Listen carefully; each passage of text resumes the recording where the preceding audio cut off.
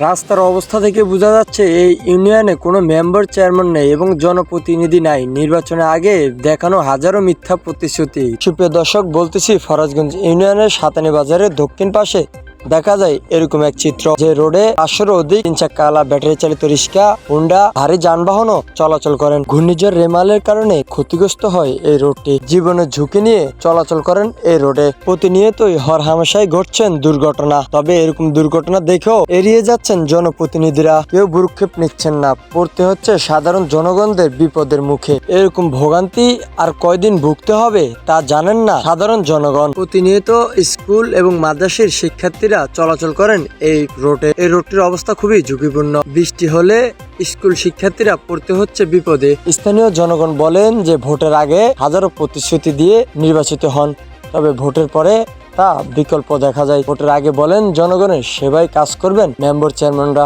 এই রোডটি দিয়ে 4টি জায়গার সাথে আমরা পরিচিত: পেশকারহাট, শাওনবাজার, বিশ্বেশ্বরপাড়, গাইমারা, 8টি ওয়ার্ডের সাথে পরিচিত। সাধারণ জনগণের দাবি দ্রুত এই রাস্তা মেরামতের কাজ করা হোক। চোখ রাখুন দ্বীপ জেলায়।